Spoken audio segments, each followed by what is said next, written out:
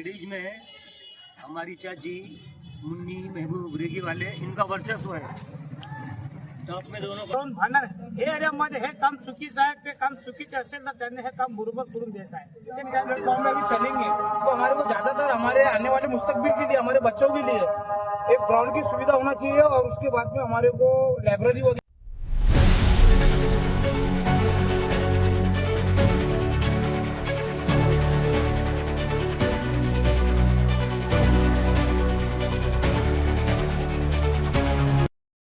नमस्कार, मी गणेश भागवत, परिवर्तन न्यूज 24 मध्ये आपले सहर्ष स्वागत करीत आहे। संवाद आमचा आवाज जनतेचा या कार्यक्रमामध्ये आपण कारंजा नगर परिषद येथील सर्वांचे प्रतिक्रिया जाणून घेऊया। प्रभाग क्रमांक 4 हवा कुणाची। मैं वकील रेगी वाले वार्ड क्रमांक 4 से हवा में हुसैन भाई बंदूक वाले है, अ में जेंट्स में, और लेडीज में हमारी चाची मुन्नी महबूब रेगी वाले इनका वर्चस्व है। टॉप में दोनों पार्टियां हैं, एक पतंग है और एक वंचित बहुजन समाज पार्टी की हवा है दादा हमारे पास। नमस्कार भाऊ। नमस्कार। तुमचं नाव सांगू शकता? मी मकरन कुबळे तयारीवाले, रहिवासी गोदीपुरा कारंजा। बरं, तर तुमच्या मते सध्या प्रतिक्रिया काय आहे? जनतेचा कौल कुणाकडे आहे? जनताच्या कॉल असं डिसाईड केलेले आहे जनताने की यावेळी आपल्याला एक यंग जनरेशन म्हणून नवीन माणूस पाहिजे।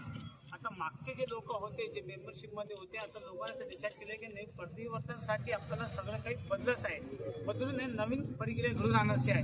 तर बरेच लोकांनी जसे वकील भाऊंनी म्हटली आहे की हुसेन बंदूकवाले हे यंग होते, पतंग ते होते, त्यांची चांगली प्रक्रिया झालेली आहे।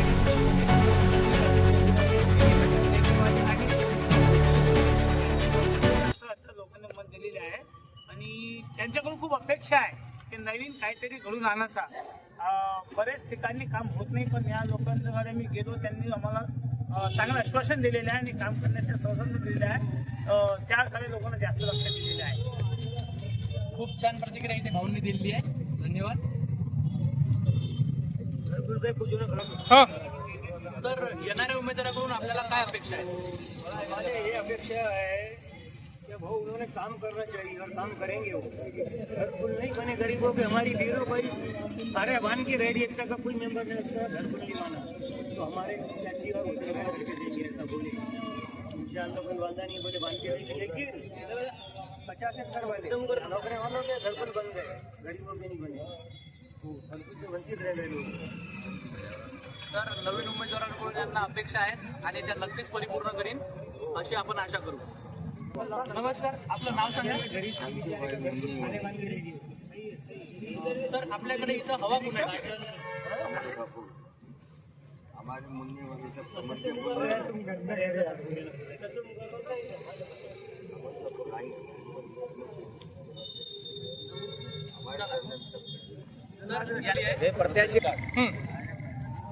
तर वार्ड क्रमांक 4 मध्ये येथील जे उमेदवार आहेत त्यांचा जो मुलगा आहे, आपण त्यांची प्रतिक्रिया जाणून घेऊया।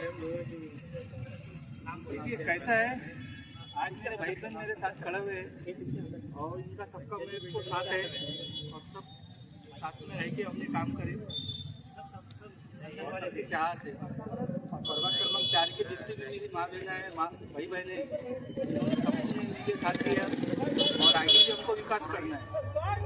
वंचित बहुजन आघाड़ी के पक्ष से मेरी मम्मी को मुझे खड़ा किया था, हमने मेहनत भी बहुत अच्छी करी, मेरे भाई बहन सब साथ में हैं और आगे के साथ में रह के हम विकास करेंगे। और गौरीपुर में जो भी पेंटिंग काम है, चाहे घर के हो या रोड हो या नाली हो या पानी हो, इन सब कामों को हमको ध्यान रखते हुए काम करना है और ये काम को हम पूरा करेंगे। और नगर परिषद से जो भी योजना आती है, प्रधानमंत्री आती है, मुख्यमंत्री आती है या शासन की कोई भी योजना आती है, तो वो योजना में हम ध्यान देंगे, गरीब का पूरा काम करेंगे। और गौरीपुरी वालों का सबसे पहले तो मैं तहे दिल से शुक्रिया अदा करता हूँ मेरी माँ बहनों का और मेरे भाई बहनों का, जिन्होंने मेरे को साथ दिए और ज़्यादा से ज़्यादा बहुमत से मेरे को चुनके भी ला रहे हो। हर गौरीपुरी वाले का ये कहना है कि आप चुन के आ रहे हैं, हमारी आपको पहले से शुभकामनाएं हैं चुन के आने के पहले, तो उनका मैं तहे दिल से शुक्रिया अदा करता हूँ। रही बात काम की, काम तो हमको करना ही है। काम के अलावा उनकी जो समस्या है वो भी पूरी करना है।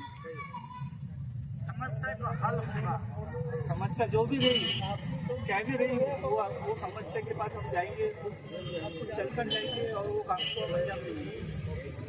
आज हम पूरे मेरे भाई बहन यहाँ खड़ा हुए हैं, सब मेरे साथ है, खाते को खाना लगा के हम ये काम करें और इंशाअल्लाह सिर्फ तो जिनकी आने वाली है और जो काम पेंडिंग है वो विकास हम करेंगे।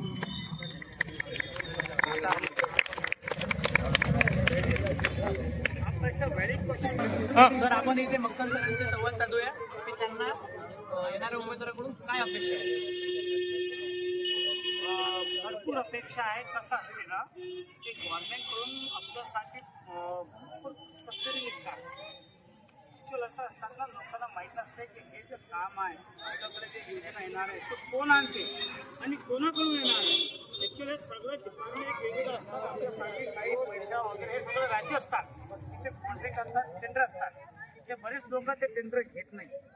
असं आहे, आमच्याकडून कोणीही उमेदवार निवडून आला तर त्यांच्याकडून एकच अपेक्षा आहे की त्यांनी स्वतः भांडून कोणाचं न ऐकता, कोणाला काय नाही म्हणता, त्याने हक्काची भूमिका निभावली पाहिजे. तुम्ही ते स्वतः जाऊन भांडणार हे एरियामध्ये हे काम चुकीचं आहे, ते काम चुकीचे असेल तर त्यांनी हे काम बरोबर करून द्यायचं आहे. ते त्यांची खरोखरी जबाबदारी आहे.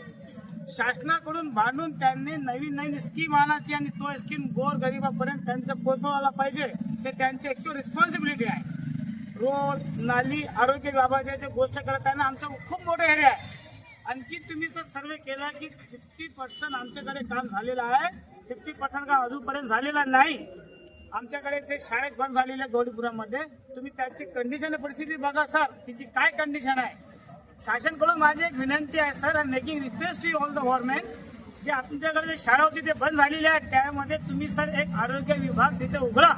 भरपूर मुला मुली आहेत तिथे आमच्या ते एरियामध्ये आरोग्य मला ते फेस करत आहे सर, तो समस्या दूर होणार.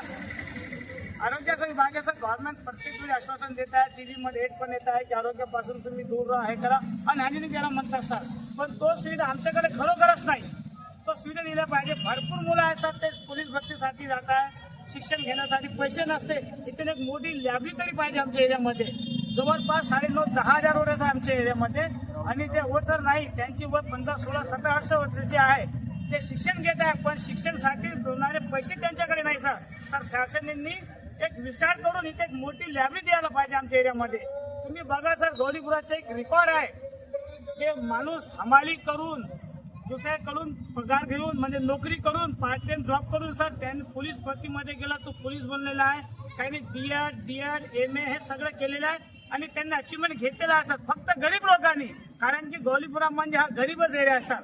शासनकडून कोणीही आमदार असो, खासदार असो, नगराध्यक्ष असो किंवा नगरसेवक असेल, त्यांनी आपली नैतिकता आणि इमानदारीनं शासनाकडून भांडून हा योजना इथून आणून दाखवायची आहे. तोच आमच्यासाठी खरा हिरो आहे, नाहीतर कोणी काहीच नाही. एवढं बोलून मी आपले 2 शब्द संपवतो. मक्कल सरांनी इथं लायब्ररीची मागणी केली आहे, खूप छान अशी मागणी केली आहे. तर आपण समोर जाणून घेऊ. तर आपण आपलं नाव सांगा. माझं नाव अकरम अली रेगीवाले. कारंजा नगर परिषद मध्ये हवा कुणाची काय वाटते आपल्याला. कारंजा नगर परिषद मध्ये हवा म्हणजे हिंदी में बोलू का. कारंजा नगर परिषद में हवा बोले तो अभी BJP वर्सेस MIM में दोनों हवा चालू है ऊपर के लिए. और यहाँ पे जो भी समझ लो प्रत्याशी चुन के आएगा, यहाँ पे हर किसी की एक समस्या है कारंजा के अंदर. यहाँ पे एजुकेटेड लेवल में बहुत सारे बच्चे आगे हैं. अभी जैसा कि महाराष्ट्र पुलिस की भर्ती चालू हो रही है, उसके लिए हमारे को ग्राउंड की सुविधा नहीं है, हमारे को यहाँ पे एक लाइब्रेरी की सुविधा नहीं है. तो जो भी प्रत्याशी चुन के आएगा, हमारी उसको यही ही बोलना है कि भाई आने वाले दिनों में जो कोई भी चुन के आता, हमारे को आज तक के हम हर एक के साथ में गए और जो भी हम एक प्लेटफॉर्म में अभी चलेंगे तो हमारे को ज्यादातर हमारे आने वाले मुस्तकबिल के लिए, हमारे बच्चों के लिए एक ग्राउंड की सुविधा होना चाहिए और उसके बाद में हमारे को लाइब्रेरी वगैरह की सुविधा करके देना चाहिए, जो हमारे बच्चों के साथ में रहेंगे. हम आने वाली बारी में हम उसके साथ में रहेंगे. और सरकार चाहे किसकी भी बनो, यहाँ पे सबसे पहली बात तो जिस किसी की भी सरकार थी और बनी वो एकदम करप्टेड थी. और अब जो सरकार आने वाली है तो हमारी अपेक्षा रहेंगी कि हमारे बच्चों के साथ में, हमारे बच्चों के मुस्तकबिल के साथ में वो लोग खड़े रहेंगे, हम उनके साथ में.